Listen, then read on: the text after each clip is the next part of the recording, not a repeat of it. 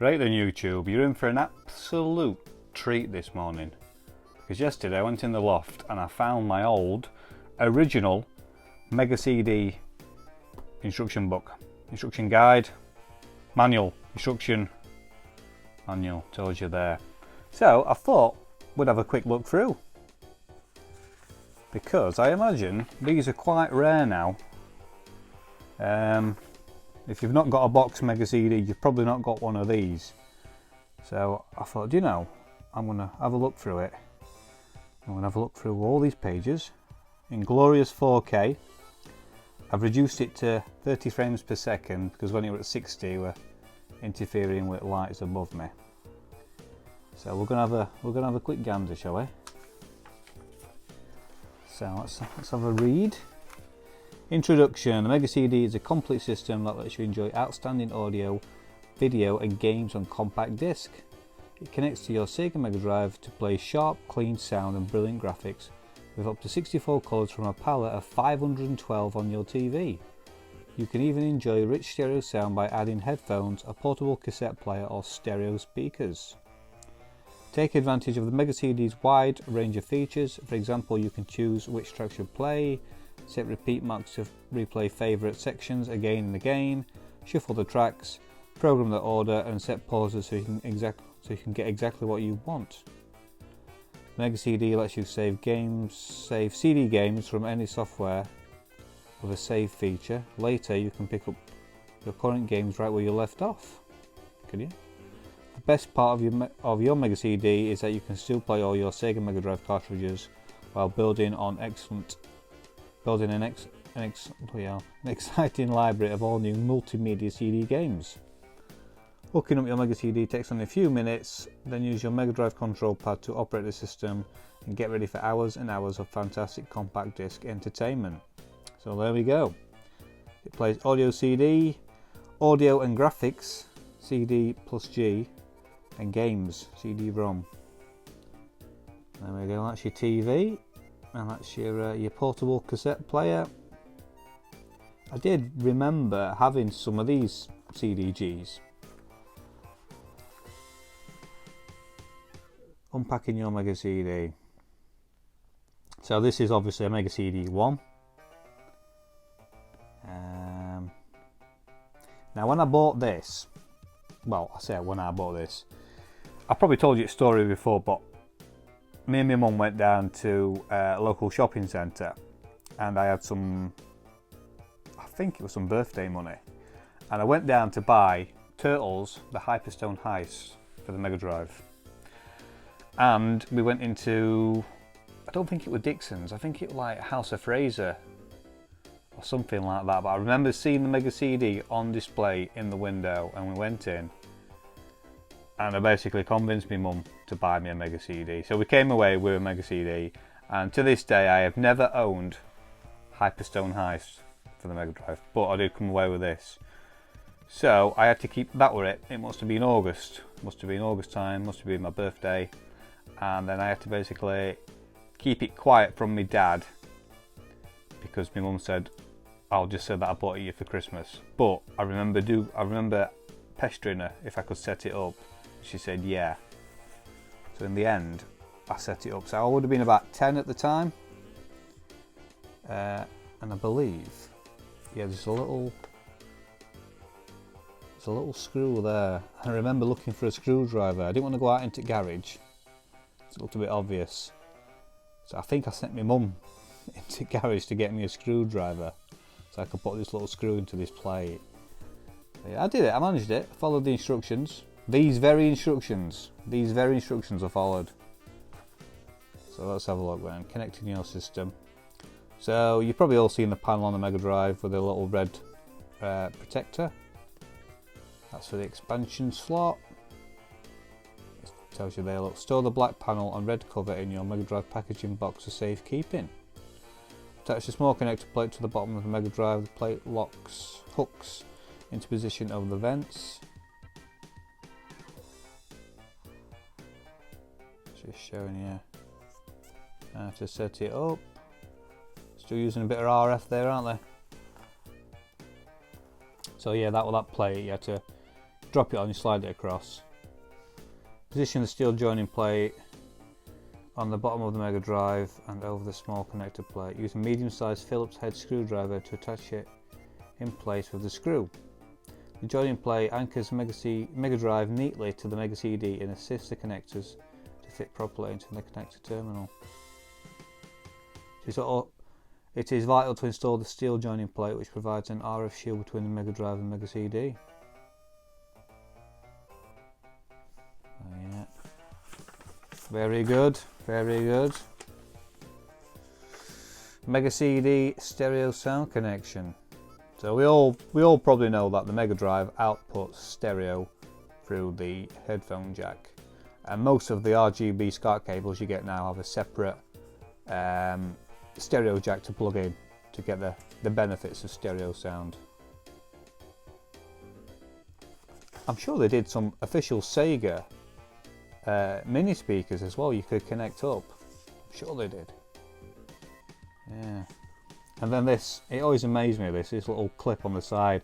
If you've ever wondered why there's a clip, I mean, it's pretty self-explanatory. You probably worked it out yourself, but that's what it's for. It's for holding your headphone or mini speaker cable in place. So as you there, look, securing the cable from the headphone or mini speakers keeps it out of the way when opening and closing the Mega CD's disc tray. Showing you there, you've got some more outputs on the back, and you connect that up to an amplifier. Now, I suppose back then, when did this come out? 92, were it? 92? Yeah, I would have been 10. So CDs were still relatively new. Yeah, I think my mum and dad had a hi-fi system downstairs in the living room, but it cost a lot of money. A lot of money. I do remember. I think my mum and dad used to pay monthly for it from the Dixon's, or they got it on some finance deal, because it was like over £1,000 at the time. Yeah, so connecting the stereo TV. So pretty self-explanatory there. Operating a Mega CD.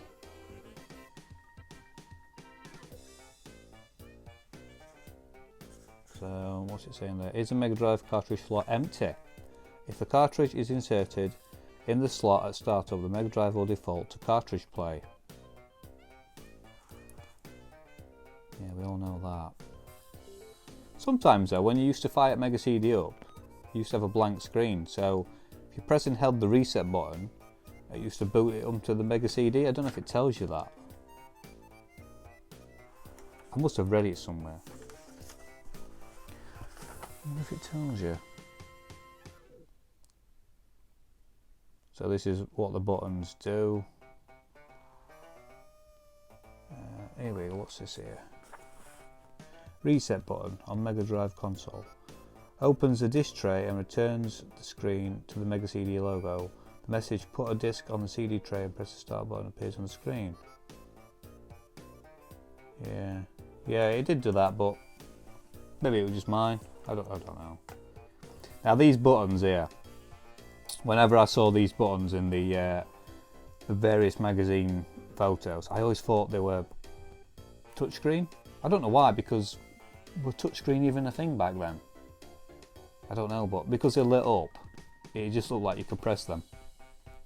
I probably should rephrase that and say they look more like buttons you could press rather than touchscreen, because I don't think touchscreen were a thing back in the 90s, were it? Starting up for the first time. There we go, look. Press start or button A, B or C to open the disc tray. Important, always open and close the disc tray with the button controls. Never try to open or close it manually. Doing so could cause the tray to malfunction and damage your Mega CD system. So that was the menu for the audio CDs.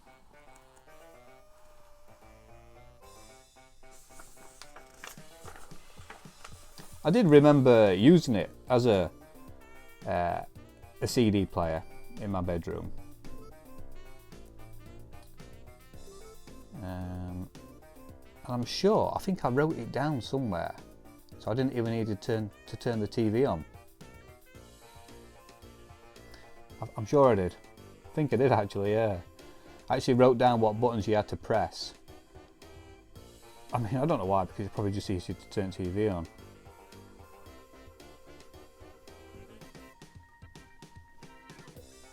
Yeah.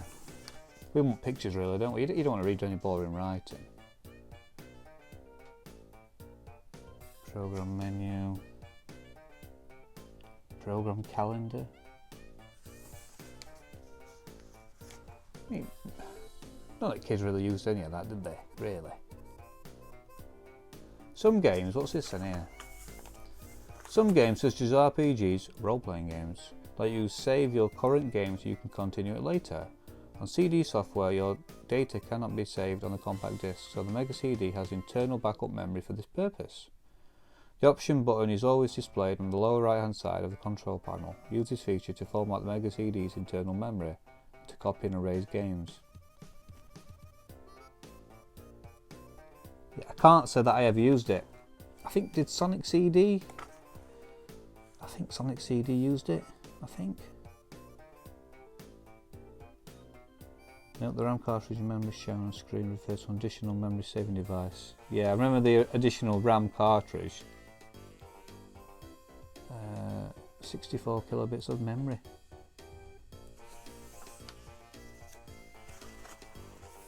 Yeah, I don't think I can't remember it being used. Maybe it was used more in Japan, where role-playing games, RPGs.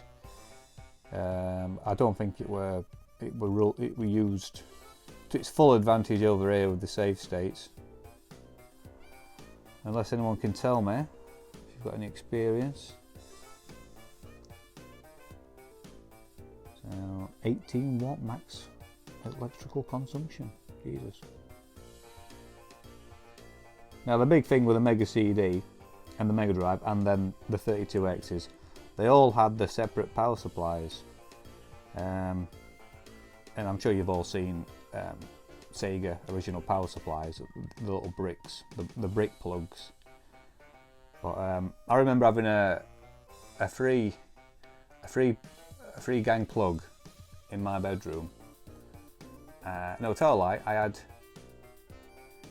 a normal 2-socket plug, and I couldn't plug in the Mega Drive and the Mega CD, so I'm pretty sure my dad had to change it to like this larger 3-socket plug jobby. I do remember it. In fact, I bet it's still there now.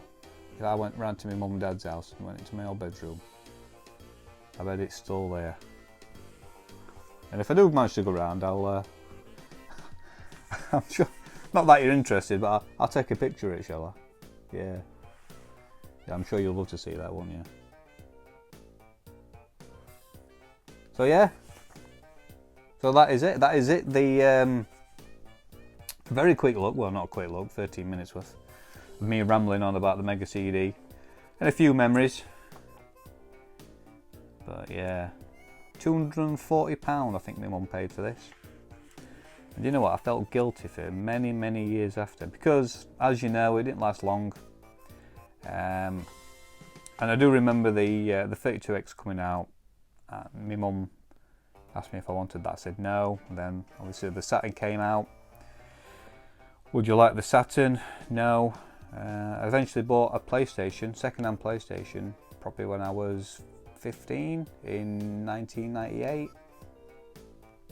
But yeah, the Mega CD, I think it annoyed and put off a lot of people, a lot of Sega fans, because it was just drop wanted. It wasn't supported. It was RAM packed full of FMV grainy games, and then they brought Mega 32X out, and then yeah, they shot themselves in the foot. They really did.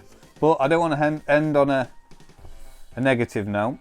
There we go. That is the original Mega CD manual, and it does look good. You've got to admit, it looks miles better than the Mega CD 2. It must have cost a fortune to build that with all the flashy lights and the mechanism for the draw. You can see why they they downsized to the Mega-CD 2. Anyway, I've bored you long enough chatting about a Mega-CD instruction manual.